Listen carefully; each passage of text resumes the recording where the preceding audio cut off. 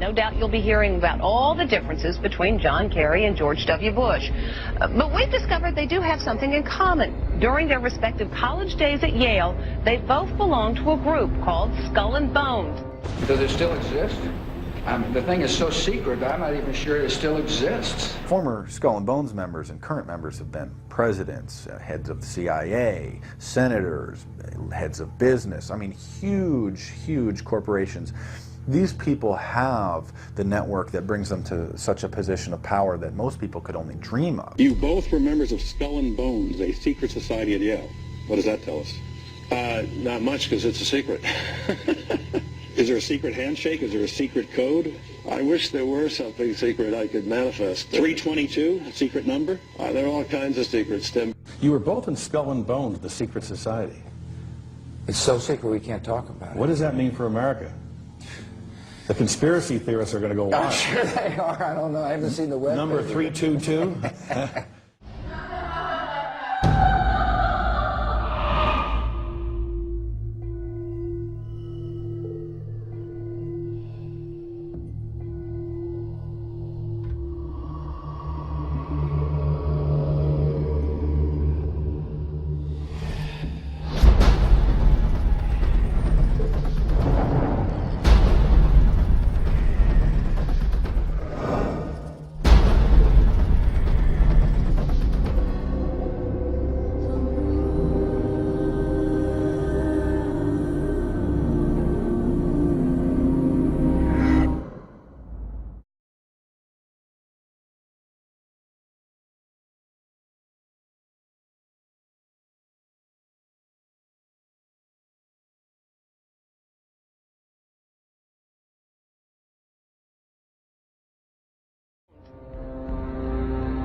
He's come pretty close.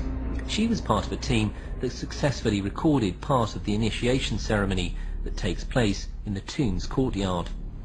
Okay, you have the doorway here. Yeah. Okay, then to the right you have a hedge, and then you have an evergreen tree. If you follow that line straight back, courtyard's in there. Ah, okay. So that's where they have the ceremonies in the outdoor part of it. Part of it was indoors. So we only got to see the outdoor part. Right. We only got to, and to listen to the outdoor part. God only knows what went on indoors. And what did you hear? What was it you know? You managed to get this unique It was access disgusting. It was gross. I mean, they were pretending to murder people. And what was the tone of it, though? Was it jokey or was it quite... No, it wasn't jokey at all. It was sick. It's about the only way to describe it. It was sick.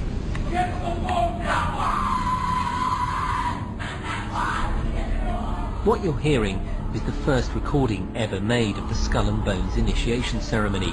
It has never been broadcast before.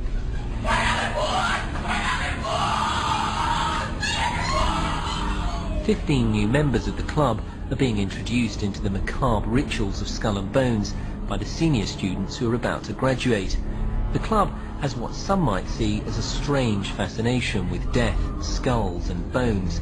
There's the chants too, difficult to hear first of all, but including the devil equals death, death equals death.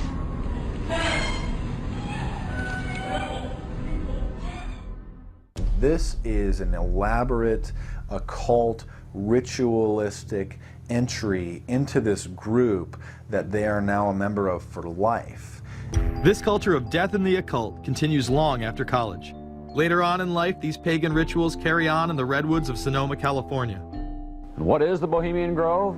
Well, it's a kind of summer camp for the powerful, an all-male gathering in great secrecy.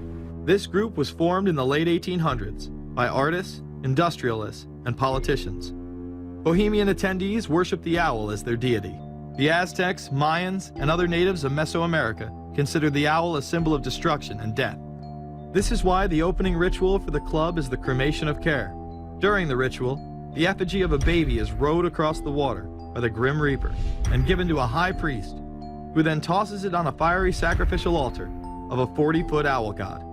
It is an earth-based ritual in which care is burned away. The conscience is symbolically cast aside so that they may ignore the pain they have inflicted on others for the advancement of their own agendas. With this ceremony called the cremation of care, that begins the two-week encampment where the body of dull care, symbolizing woes and concerns, is burned on an altar in front of a big owl statue. When that ceremony ends, they all start to cheer and yell. Now a question. What have Herbert Hoover, Art Linkletter, Jack London, and Richard Nixon all had in common? Well, they've all been members of the exclusive all-male Bohemian Club in California, where every year at this time, the elite from around the country get together for 2.5 weeks of fun and games.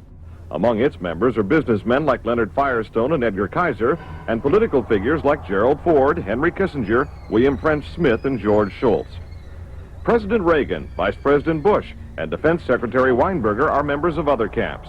Richard Nixon is a Bohemian, and so are high-ranking executives of such companies as Eastern Airlines, Standard Oil of Indiana, and Bank of America. For the most part, the men of Bohemian Grove are over 50, highly successful, and, according to many employees, politically conservative. Membership in the Grove is by invitation only, and is determined by such factors as social standing, occupation, and personal connections. Privacy is one of the Grove's most cherished virtues. Members may not photograph, record, speak, or write about activities at the retreat. While many public officials are Grove members, the press is a distinctly unwelcome guest. We're from ABC News. Well, get back there. Get back there. Can we talk to somebody in the... Get back there. And what you're looking at here, staggeringly, is a group of people, some of the most famous people in America, in long gowns. Behind them there, you see a 40-foot stone owl.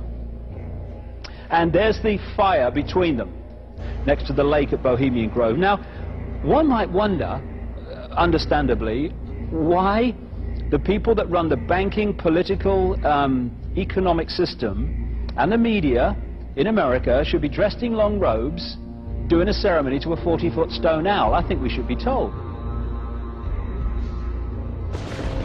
You see, for over 120 plus years in Northern California, in Sonoma County, on a 2,700-acre secluded redwood grove, leaders from around the world, prime ministers, chancellors, presidents, governors, again, the heads of industry, banking, academia, the media, Hollywood, travel there to engage in bizarre, ancient Canaanite, Luciferian, Babylon mystery religion ceremonies.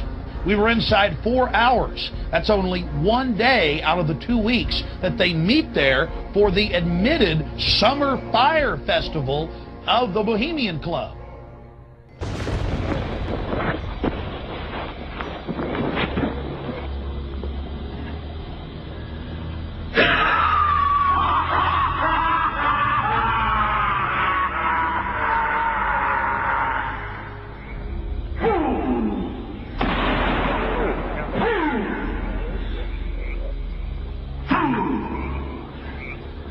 When will you learn that me he cannot slay?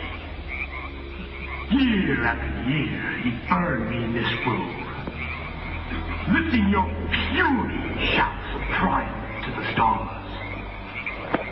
But when again he turned your faces to the marketplace, do ye not find me waiting at the hole? Fools! Fools to dream ye conquer care! Nay, thou mocking spirit, it is not all a dream. We know thou waitest for us, year after year within this happy grove. Our fellowship bans thee for a space. Thy malevolence which would pursue us here has lost its power under these friendly trees. So shall we burn thee once again this night, and in the flames that meet thine effigy, we shall read the sign, Midsummer sets us free. Ye shall burn me once again!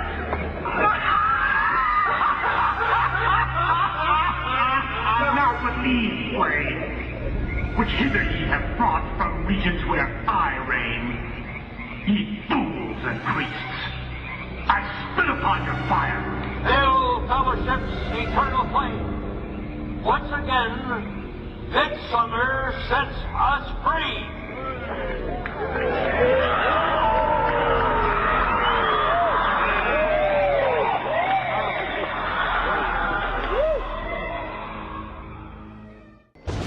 you have to ask yourself why it is that somebody would want to do that, let alone these elite people. And if you look at the elite throughout history, many of the people that achieve pinnacles of power are into the occult.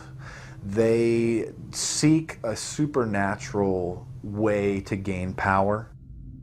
Why are Christian conservatives such as the Bushes and Newt Gingrich attending the Grove?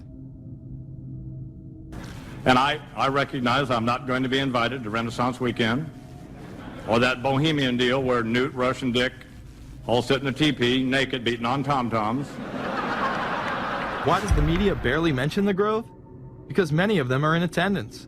Late political cartoonist Phil Frank of the San Francisco Chronicle draws a reporter thinking about his loyalties to Bohemian Grove as he takes notes for a story. Stories about what happens in these redwoods are hard to come by. A campground statue reminds Bohemians to keep their mouths shut about the Grove. Many world events have been shaped at the Grove, including the creation of the atomic bomb. Discussions at the Grove in the 1930s helped lead to the development of nuclear power and the atomic bomb. Every Republican president since Calvin Coolidge has been a member, as well as many Democrats, including Jimmy Carter. If you look at the membership lists of the Bohemian Grove and the Council on Foreign Relations, the Bilderberg Group, a lot of the key level people are overlapping and are involved in numerous groups. In addition to pagan rituals that take place there, this all-male club also deals with darker themes through the plays Montezuma, which feature Aztec human sacrifice, and Faust, which feature Mephisto. Bohemian Grove that I attend one time to time. It is the most faggot goddamn thing you could ever imagine. Again, we see people of the highest levels of power involved in the most repulsive and decadent of crimes. They couldn't care less about the code of conduct that's taught in all major religions about treating others the way that you want to be treated. And then they masquerade, they put this false front on that they're like everybody else, because your average person wants to do right, believes in some sort of a karma, believes in some sort of a divine justice in the universe. And so these people need to put on this front that they're like the average Joe in middle America, that they go to church every once in a while, and that they believe in an afterlife and a divine justice. And so they have to put on this front that they're like everybody else in order to get elected and to be accepted and to not have people look at them suspiciously, because if somebody goes around and openly admits that they were an atheist or that they were some obscure religion, people aren't going to throw their support behind them as much, and they're not going to trust them as easily. The reality of this behavior is never revealed to the public, as the media keeps any revelations quiet. Unfortunately, these type of activities continue to this day.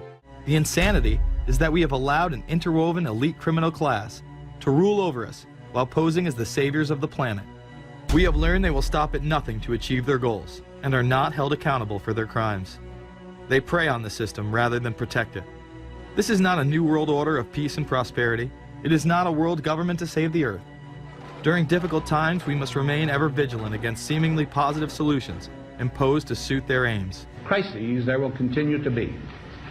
In meeting them, whether foreign or domestic, great or small, there is a recurring temptation to feel that some spectacular and costly action could become the miraculous solution to all current difficulties. We are threatened by a superclass that control the flow of information and hide technology from the public. The prospect of domination of the nation's scholars by federal employment, project allocations, and the power of money is ever present and is gravely to be regarded. We must also be alert to the equal and opposite danger that public policy could itself become the captive of a scientific, technological elite. It is time to put down the remote control, to turn off your Xbox, and start paying attention. It is time to step away from everyday luxuries and pop culture and take action against a monolithic, concentrated evil in order to save what's left of humanity. We must now trade in our apathy for action in order to defeat this invisible empire.